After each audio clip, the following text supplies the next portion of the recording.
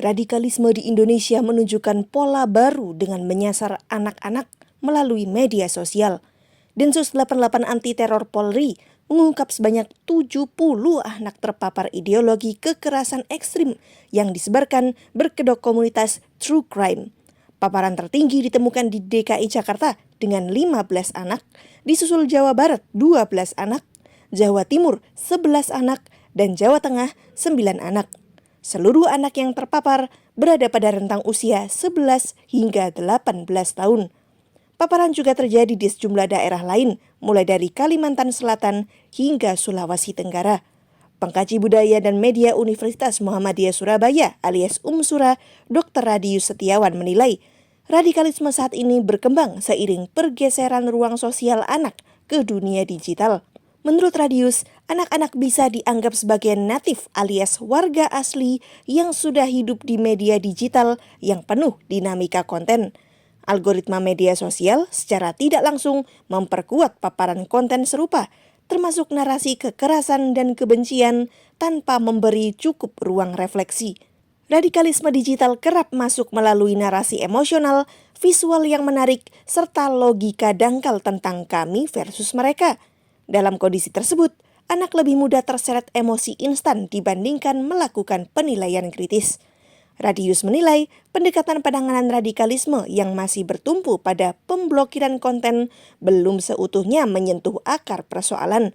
Pasalnya, radikalisme digital bekerja lewat tempo yang cepat dan berulang, melampaui kemampuan reflektif anak, sehingga sistem sensorik tidak banyak membantu. Radius menekankan pentingnya literasi digital yang bersifat reflektif. Maknanya, mengajarkan anak untuk menunda respons, memahami konteks, dan menilai makna sebelum bereaksi atau membagikan konten. Tidak semua konten harus ditanggapi atau disebarluaskan. Pemerintah, institusi pendidikan, dan keluarga memiliki peran yang sama penting dalam membangun ekosistem digital yang aman dan manusiawi. Jika ruang digital dibiarkan bergerak tanpa kontrol reflektif, anak akan selalu menjadi kelompok paling rentan terhadap radikalisme. Hingga berita ini diunggah, Tribun Jatim Network Mas menggali info lebih lanjut terkait hal ini. Ini satu fenomena yang memang relatif baru ya dalam konteks ekstremisme, radikalisme ya, yang sebelumnya basisnya disinyalir ada persoalan agama.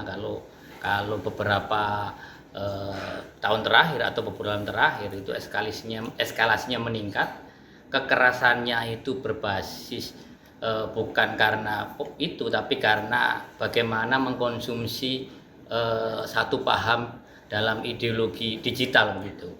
Dan yang saya kira lebih mengkhawatirkan adalah persoalan bahwa ini terutama yang dirilis oleh Mabes Polri beberapa hari yang lalu itu ya memang didominasi oleh anak-anak usia 11 sampai kalau nggak salah 20. Jadi ini kan kategori Gen Z saya kira.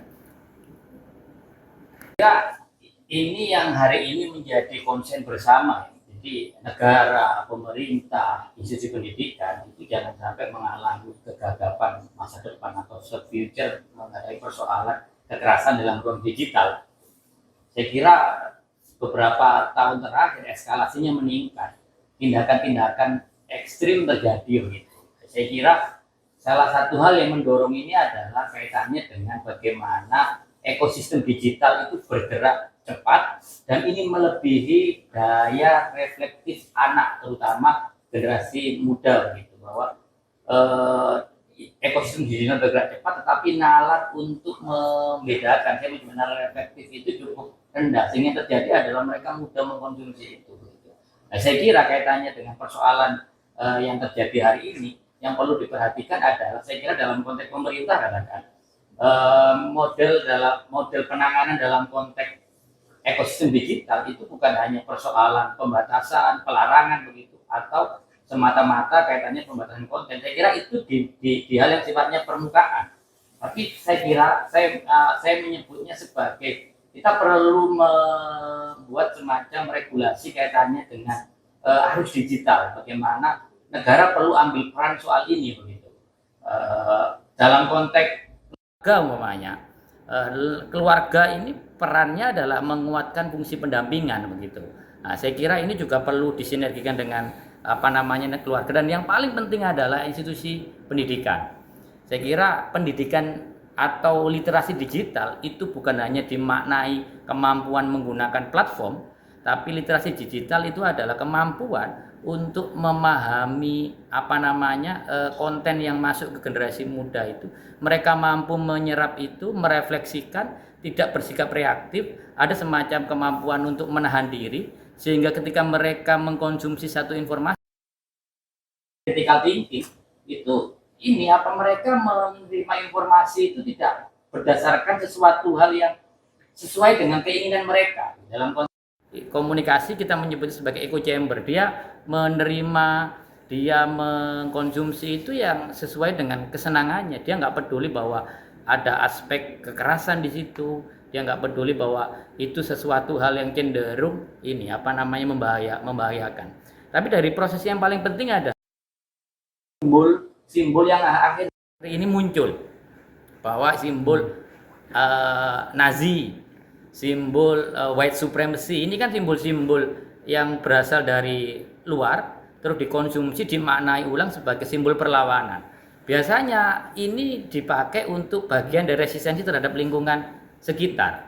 Kalau hasil rilis Polri kemarin itu kan menegaskan bahwa ini anak-anak yang dalam lingkungan sosial, korban broker home, mereka ini rata-rata adalah anak-anak yang dalam lingkungan sosial cenderung mengalami bullying, dia teralienasi. Jadi ruang digital itu kan borderless, jadi dia tidak mengenal ruang dan waktu. Orang nggak perlu kenal, nggak perlu tahu, karena dia bertemu memiliki kesamaan nasib, kesamaan visi, terutama kesamaan nasib. Di belantara dunia manapun dia bisa bersatu.